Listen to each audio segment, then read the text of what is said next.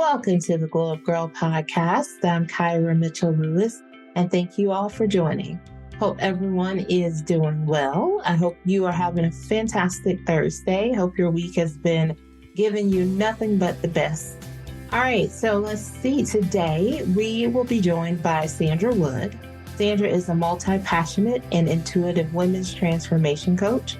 Drawn upon her 18 years of coaching experience, she has dedicated her work to helping women overcome relationship challenges and reclaim their personal power.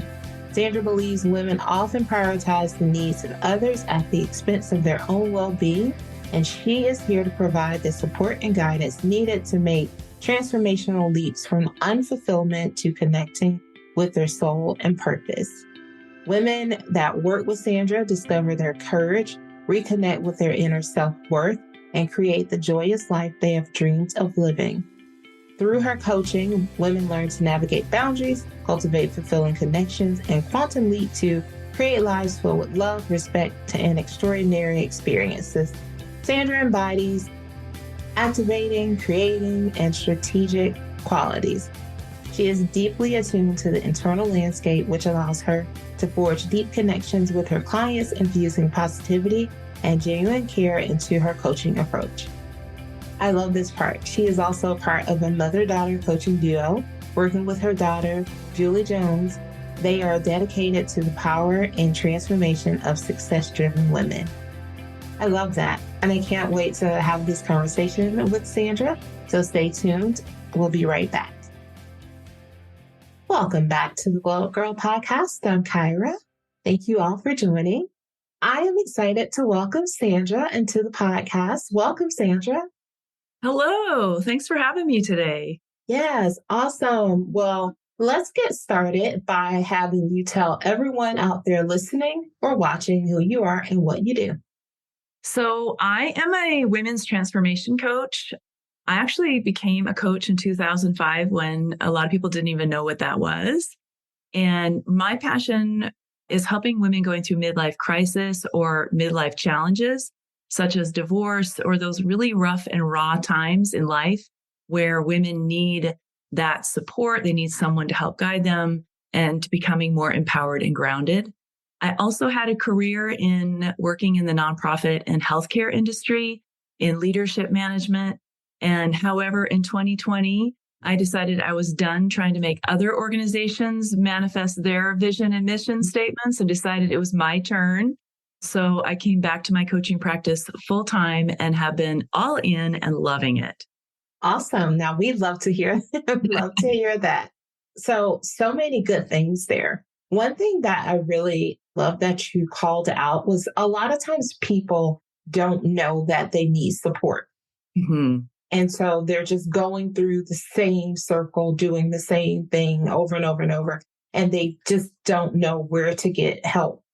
And I think it's important that you called that out because like you said, maybe in 2005, people weren't really, getting coaches or getting that support that they need. And now, at least I think we're in a space now in a time where people are more open to getting that help. But on the other side of that, I think you still be so shocked and surprised at the number of people who just don't actually reach out for that support.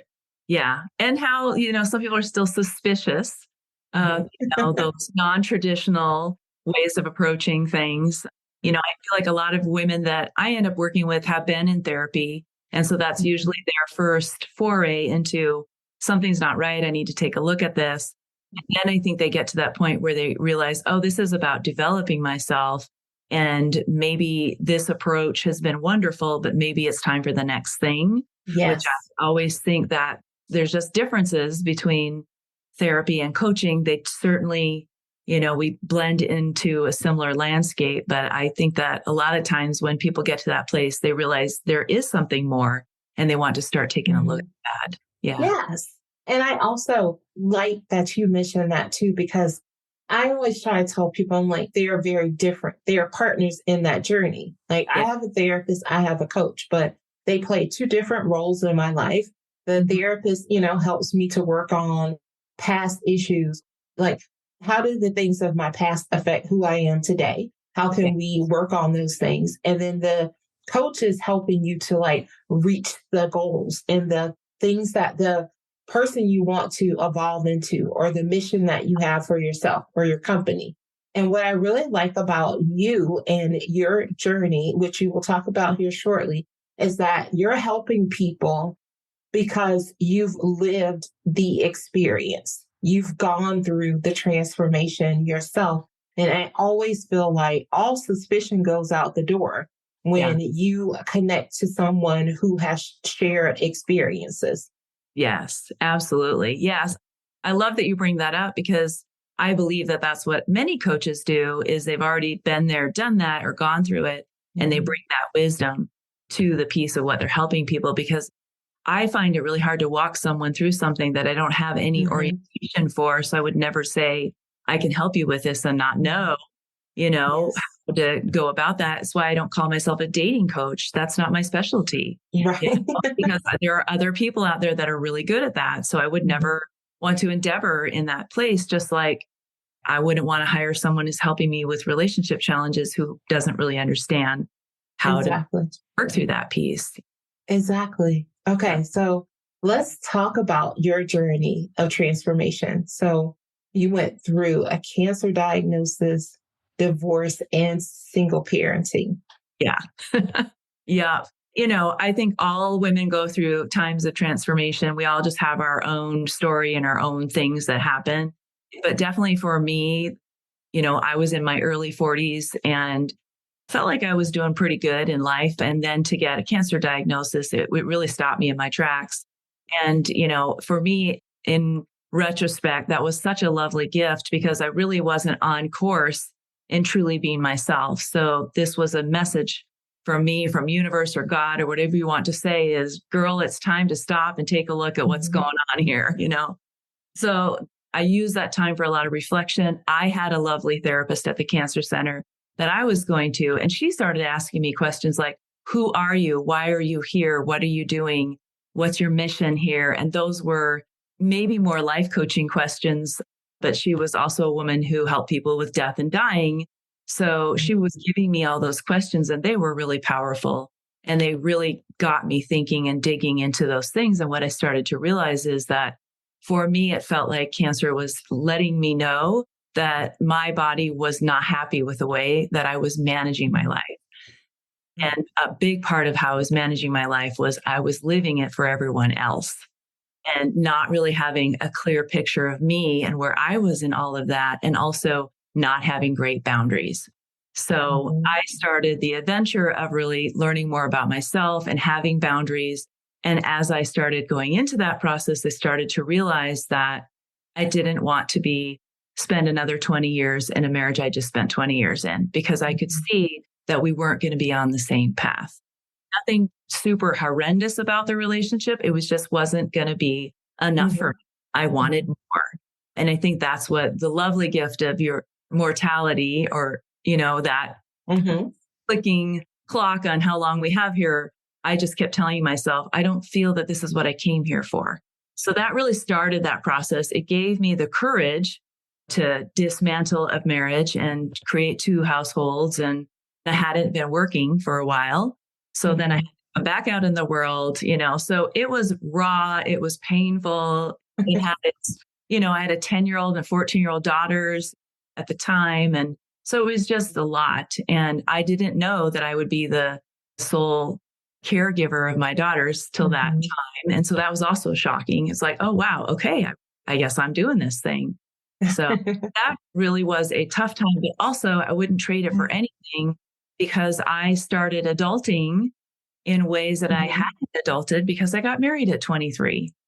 There were a lot of parts of me that were, I would say, arrested development in a sense. And I think that's what women find sometimes when they decide to start over or do something different. It's like you have to pick up those pieces of where you stopped developing and create the confidence and courage to move forward. Oh my gosh. Okay. So Sandra, I got chills when you were just speaking and talking about those experiences, because I think something you said is so valid for so many women.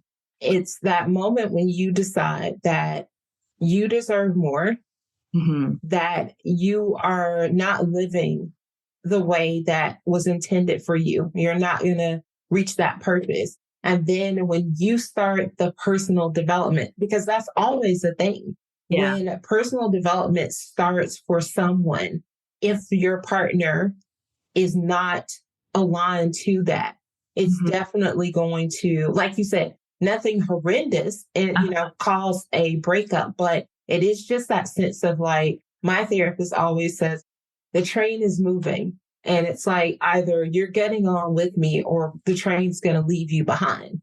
Yeah, that's exactly it. And I think there's also another piece to that because I was there when you talked about boundaries.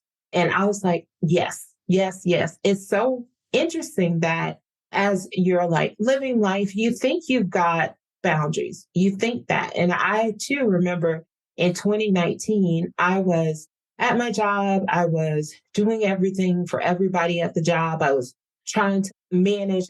I often on the podcast refer to it as like, I don't know, that thing where you throw up a lot of balls in the air and then you're like running from side to side, trying to make sure. Yes. And I remember that's how I felt as I decided, I can't do this anymore. I was like, this is not healthy or sustainable for me. And I remember going into therapy and my therapist like listening to me, like she let me have the floor. She let me talk for like 15 minutes about what I thought I was there for and what I needed. And afterwards she said, you don't have any boundaries. And she's just like, you're just doing for everybody else, but what do you want to be doing for yourself? And I was just like, well, I want to be helping other people. Like I want to help people and I don't want anybody to have to feel like they're over. She's like, but who helps you? And she's like, whoever fills your cup again. And in that moment, it was a very eye-opening experience. So I want to just talk about boundaries and women because what challenges do you see in the work that you do with the women when it comes to like setting healthy boundaries? I think, first of all, we're just not taught that it's okay for us to have boundaries. And for men too, we are not taught how to have boundaries, just like most of us aren't taught how to balance a checkbook. Like there's just major life things we just don't get. Yeah. So I think that's just one problem right there. The problems I see that women come across with boundaries is, first of all, they've never really had a conversation with them about what it means to them. So that's kind of the first place I start with women. And, I love to think about boundaries also as what are your non-negotiables? What are the areas in your life where you are not willing to cross that line? And really, I think that helps us start to show up for ourselves in that way. But I see women halfway setting boundaries, like they dabble, they dip their toe, and then they jump back. And so no one can really take them seriously because they have fear and they're not certain on how to do it. I see that with women. I also see women will set a boundary, but then apologize for setting a boundary. And then that's just like wiping the slate clean. Because if you set a boundary and apologize, all that person is hearing is that you're uncertain about your boundary. And so that they don't actually respect it. So over apologizing, over explaining, I think is another challenge women have. So I'm always teaching them it's a one sentence statement. And it said, if a person tries to fight back, all you do is you say it again, but you don't try to say it in 500 different ways so they hear you. Because all they're really doing when they question your boundary is they're making sure that you're actually going to keep it. So if we start to over explain or we try to say it differently, then we lose our audience. And so I think that's really some of the mistakes that we made. And so I started to learn that piece when I was starting to set boundaries with my ex, because I also feel really passionate about women learning to do these things, even in the relationships that maybe they're done with. You still have to initiate that action to start doing that. And then it becomes really clear what you're going to do with that relationship. If you start setting boundaries and that person is like resisting and now they're gaslighting you or, they're doing stuff, it's very clear. Oh, this relationship is not a healthy one. It is toxic. If you start setting boundaries with someone and they start respecting them, then it's like, oh, maybe this is better than I thought it is. So I think this is a really great way for us to do a litmus test on where this relationship is anyways. So a lot of the work that I end up doing is I help women address the boundary, and then we start figuring out what request would you make and how would that sound. And so they start practicing and they're like, oh, I can't say that. That's not my words. I'm like, okay, let's find your words then. What are your words for this situation? It doesn't have to be my words. But a lot of times I'm sharing what that would sound like. And women are like, that's intense. I'm like, yeah, you got to get comfortable with conflict. Yeah. So those are the things I think, the traps that I see women falling in comes to setting boundaries. I don't know if you experience that as well. Yes, I love that. I love that you speak to it from this side, and especially like telling people how to respond, because it's uncomfortable for women to set the boundary to start. Yes. And then, like you said, as soon as the boundary is set, you know it's going to be challenged. And then it's the over explaining, because I know I've been at work and I've heard people who have a boundary that they've set, but then they're over talking, over explaining in the meeting about why they can't actually do something. It's not that I don't want to do it. It's like, I want to do it, but then I've got all these other projects this weekend. I've got to get them done. And I'm like, please stop talking. It's no, like, no, I'm just not able to. Yeah. No is a complete sentence. Exactly. And I think, like, for me personally, because I was on that cusp of doing a lot of my work right pre-pandemic. And then it went right into the pandemic. And it really helped me to be able to enforce those boundaries, because I was like, I mean, what are you going to do to me? I'm just going to tell you, like, no, I'm going to take my life back. Because pre-pandemic, I mean, I was going into the office was there at like 7:00. I was leaving there at like 6:30, 7:00.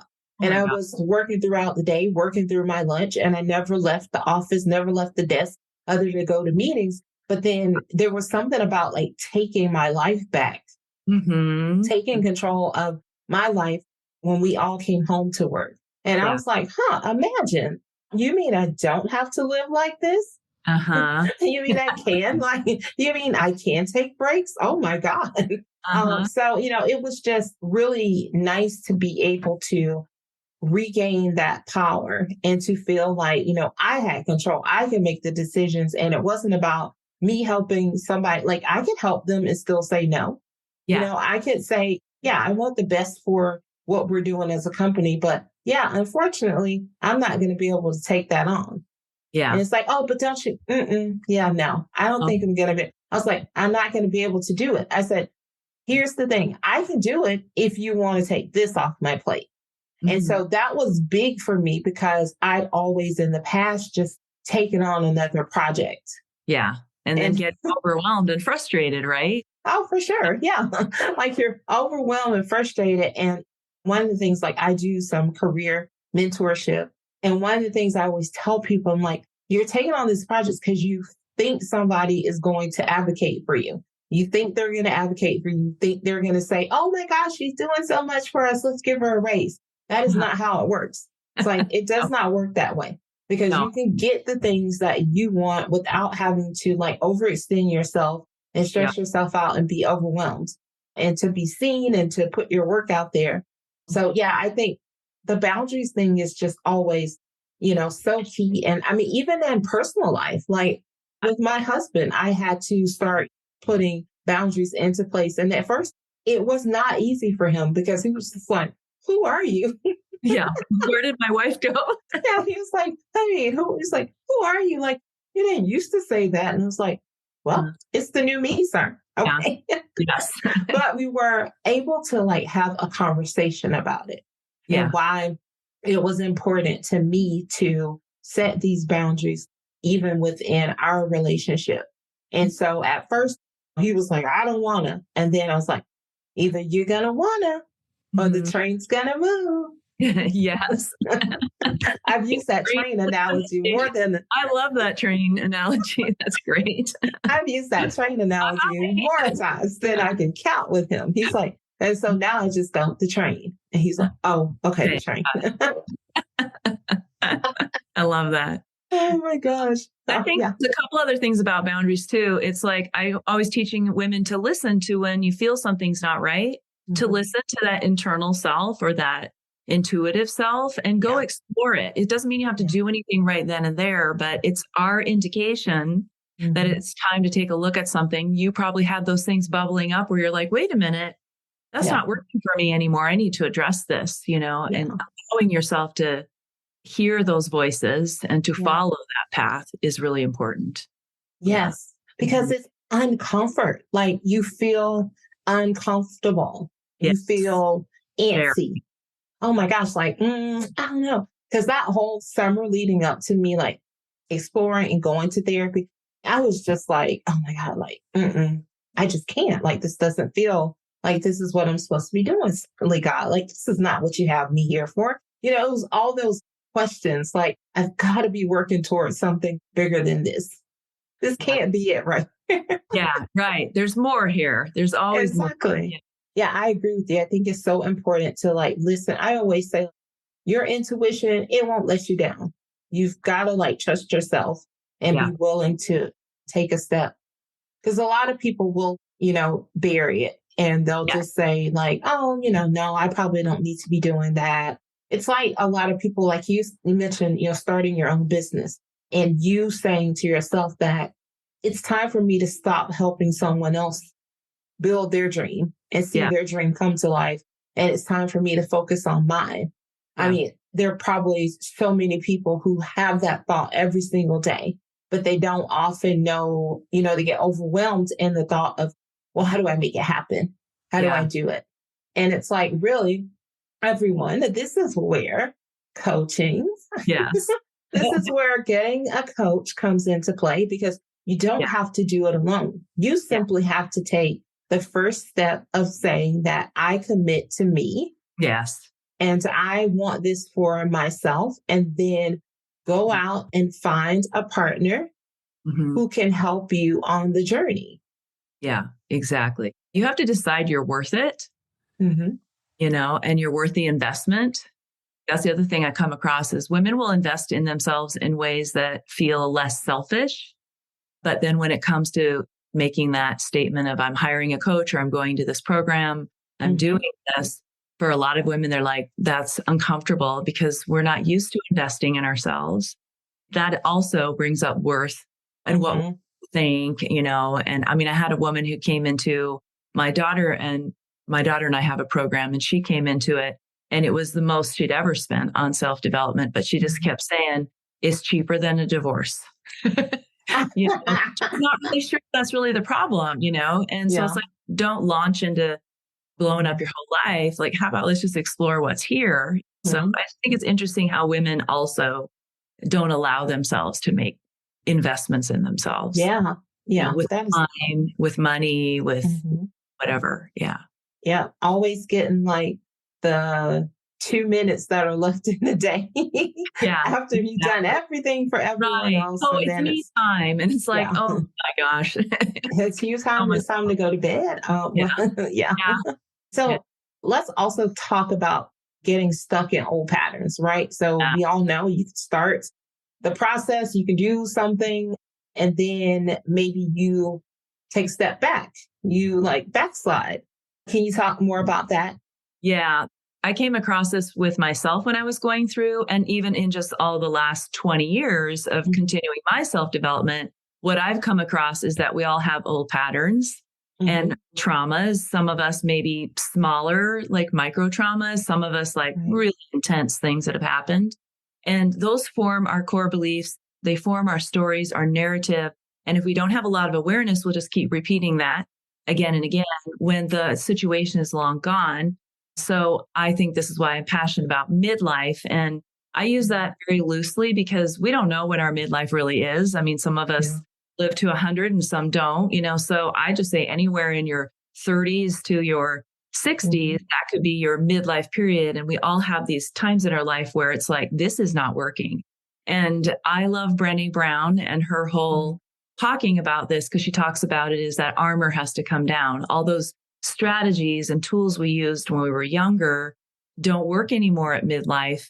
So she calls it a midlife unraveling.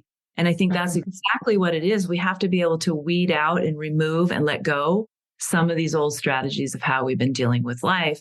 And this is like a never ending process. I still find these little things where I'm like, wow, what is that over here? And I find myself healing that piece. And I think that's the balance of therapy and coaching, is that once you have the awareness there, then you can work with yourself, you can work with your body to heal those parts of you. But you have to see how those strategies and how that armor no longer works. And this really becomes apparent when you're trying to set boundaries, because you might have been defensive all the time, right? You were protecting yourself. You're protecting this little girl who maybe was told some horrible things or whatever. And so it's like, well, now that's not going to work anymore. So we actually have to dismantle that.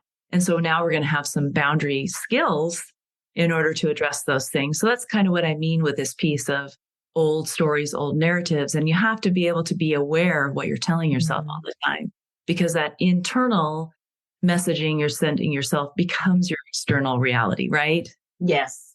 I'm glad you brought that up, because when we're negatively talking to ourselves like all the time, and that's all you ever speak to yourself, of course, that is your reality. Yeah. So I'm always telling people, I'm like, if you've got to put sticky notes everywhere to affirm yourself and to speak positively into yourself like daily, then do that. Because yes, we're human. The negative thoughts will come and say, I mean, you're not really like that qualified, are you?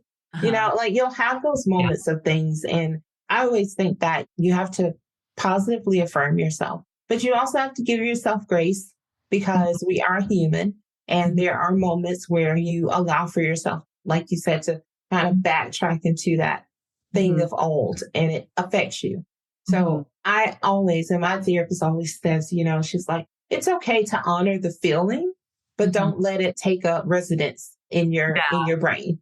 I always say, don't get on the ride, because if you get on that ride, then you have to go through the whole ride. And so the whole piece is like seeing, oh, look, that's the ride. I'm not getting on it, you know? Exactly. So, yeah. A lot of times my clients will text me like, dang, I got on the ride. And it's like, it's okay. Just breathe, you know?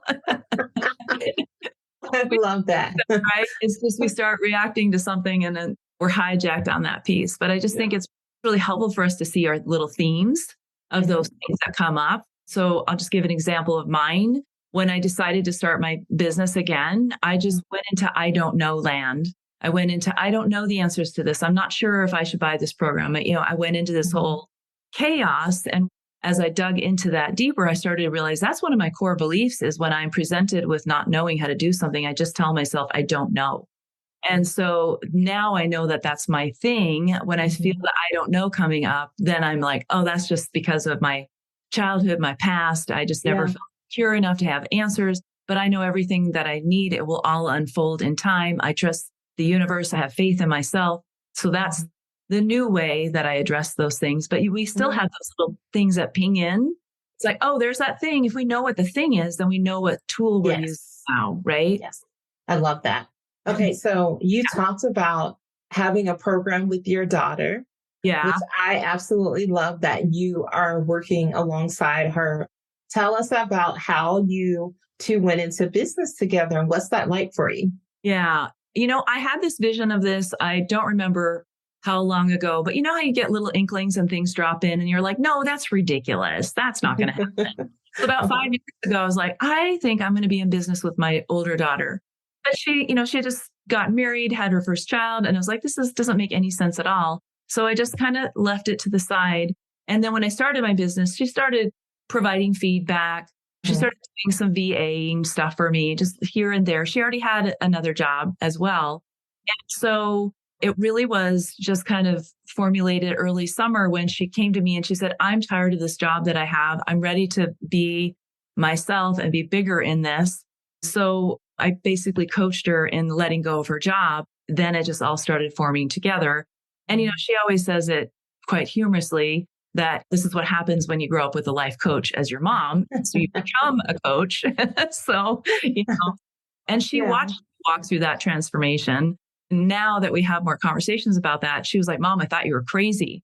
So it's just interesting because she was 14, 15. She's like, my mom's just got sticky notes everywhere. And she's nuts. But now she's like, now I have sticky notes everywhere. But we just started building and really looking at our own strengths and talents. And really that's what program we ended up developing, was helping people with their unique blueprint.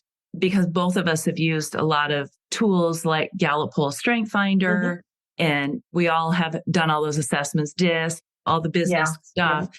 We started collecting all of that. And then I went to visit her and we got on a networking call, and it was with a human design coach. And she just gave us a reading and told us how to work together. And so then we just sort of leaped forward and spent 10 days working on our vision, our mission, what we're doing. And we started a program. And our first month, we made 15K. So it's like, okay, this thing is going to happen. So that's kind of how that started. I also have a younger daughter who I'm close to as well. But it's been really, really interesting to take her perspective, because she's 32 and I'm 60, and meld that into something that works for all age women that are in different parts of their life as well. Oh, awesome. I love that. That's such a great story.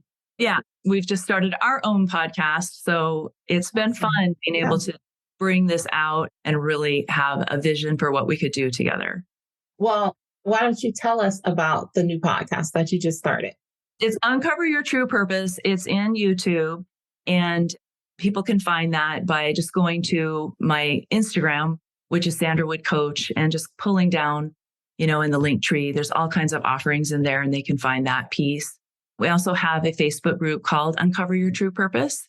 We're also creating a lot of content for folks as well. So that's really what our jam is really helping people figure out, who are you? How do you function in the world? And we're all uniquely designed. We all have neurodiversities and, all kinds of ways that we approach the world. So it's really us helping people embrace that piece and figuring out their secret sauce so that they can get into their next level self. That's really our passion in that program as well. Yeah. I love that. I feel like when you were talking, I feel like we're kindred souls, because that's definitely so much of what I try to teach here with Gyrl is that we are all unique. We all have special things about us. No two people are the same. And we need to be taught to celebrate those unique strengths and not try to conform and fit into a box that somebody else wants us to fit in. Exactly. I just feel that so many folks are trying to fit into a model of who they were told they should be. And I love helping people find freedom to be themselves, no matter what that is. We have women that are like, well, I'm trying to do social media all the time, but I hate it. And we're like, then don't do it. They're like, I'm supposed to. It's like, well, but we need to do it for you, not for what you think you should do. Exactly. Yeah. Awesome. Okay. Well, tell us how anybody listening or watching can also work with you. So the best way is to just start following both of us on Instagram. And I'm Sandra Wood Coach, and she is Julie K. Jones Coach. And we tend to put on free webinars. So it's just a way for you to get to know us or go listen to the podcast. And then a lot of times we'll flow that into a masterclass. But if anyone just wants to directly contact us and just find out more, they can go to my website, Sandra Wood Coach. And there's a contact us. It's the intake form that they just need to fill out. We'd like to know who you are, where you're at in life. And so just fill that out and we'll get in touch with you and set up a call just to find out more about who you are. It is not a sales call. It is just to know you call. That's our approach to all of this. Is we want to help people who really want that. So it's not a high pressure situation. It's just find out more about what we do. I have a ton of different free resources that have to do with relationships, that have to do with business. So just go there, look through the menu and see what attracts you, and just reach out, and we'd be happy to have a conversation with you. Awesome. Thank you. I love that. All right. Well, I definitely loved our chat today. It has been great. I love everything that you are doing, and it's just really exciting. I love people who help other people to focus on what makes them special. And that in this world we live in, like, you can't find and see that enough in this world. So it's just so awesome that there are people like you and your daughter who specialize and focus on that. Awesome. What we're going to do now is transition into 3 things with Sandra. Going to ask you 3 questions that helps our audience get to know you a little bit better. And I say 3 questions and always start off with 1A and 1B. Okay. How do you start and end the day? Okay. So I start my day, I like doing habit stacking.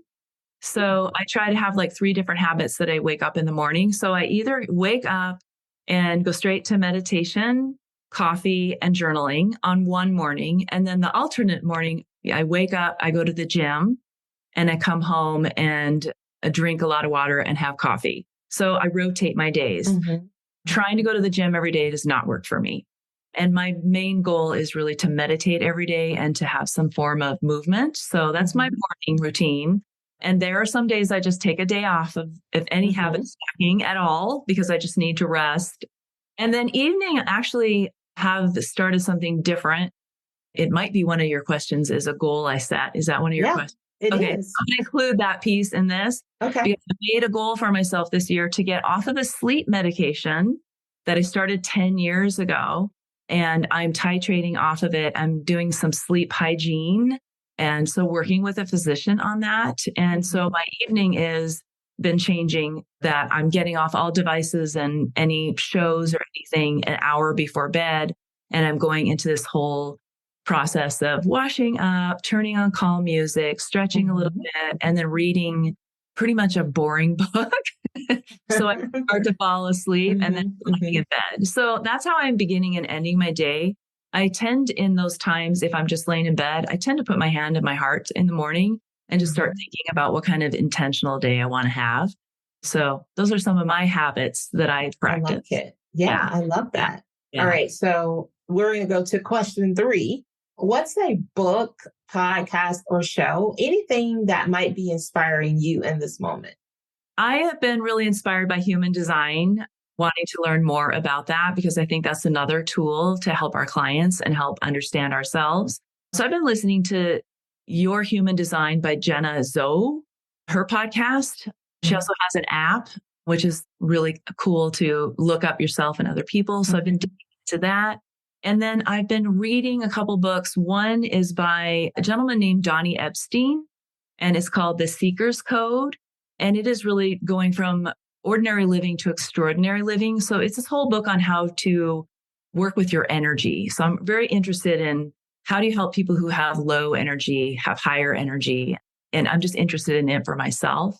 And then I've been digging into Joe Dispenza for a little while. So I've been reading The Habit of Being Yourself, which that has a lot to do with understanding the brain and how it works and how you basically create a new operating system. So those are the 2 things I've been digging into lately that have been fascinating to me. Yeah. Yes. Very nice. Okay. Well, the last thing I will ask of you is if you could leave the audience with the 3 things you'd like for them to take away from our conversation today.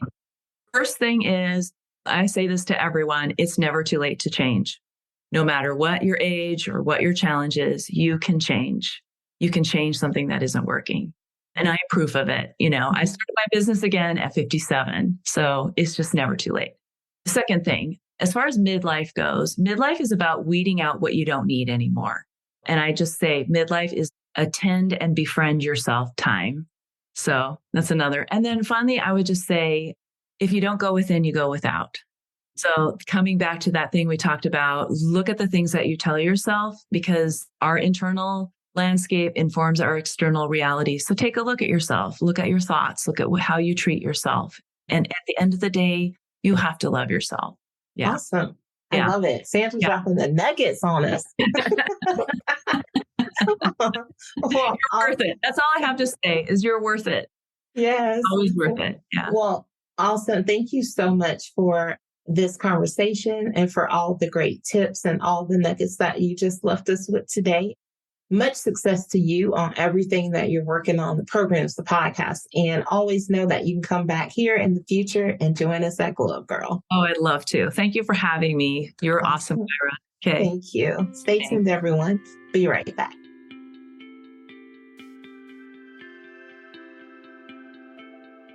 Welcome back to the Glow Up Gyrl podcast.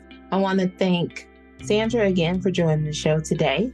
If you want to learn more about Sandra and the programs that she offers, you can check out the links in the show notes. If you'd like to learn more about Glow Up Gyrl, you can visit us at glowupgirl.com. You can check out past podcast episodes, sign up to be a guest on this show, grab her social links, and so much more. Also, if you are a business and you're thinking, I'd like to partner and sponsor an episode of the Glow Up Girl podcast, you can check out our podcast sponsorship opportunities on our website as well. Also, make sure you're checking out the career series. These are episodes where I share personal experiences from my career. Also, I answer questions that come in from listeners as it relates to your own careers. We talk a lot about how to elevate in a career, how to make transitions if you're looking for something new as well. And if you are listening to anything that you hear on this show, gotta love it, hear, right? Anything that you've heard on the show and it's resonating with you, you can also join our Patreon community. It's a $5 membership to our Glow Getter community, where you can find career and personal tips, resources, and so much more. Everything really is created to help you find and create a life and a career that you love. So you can check out the link in the show notes to subscribe there as well. Also, if you're listening on a platform that allows you to rate us or leave us a review, we definitely love it if you would do that. Sharing is caring. So if this episode is resonating with you, make sure you share it with a friend, with family, with the coworkers. Don't keep all the goodness to yourself. And also, if you're sharing us on social media, make sure you tag us in your posts. We would love to see it. As always, I want to thank you all so much for the support that you have shown us. Thank you so much for taking time out of your day to spend a few minutes with me on the show. So I really appreciate that. And I want to thank you all so much for the support. And on that note, I'm going to wrap because that's all I have for you, friends. So until next time, stay focused, fab, and glow up. Take care, everyone.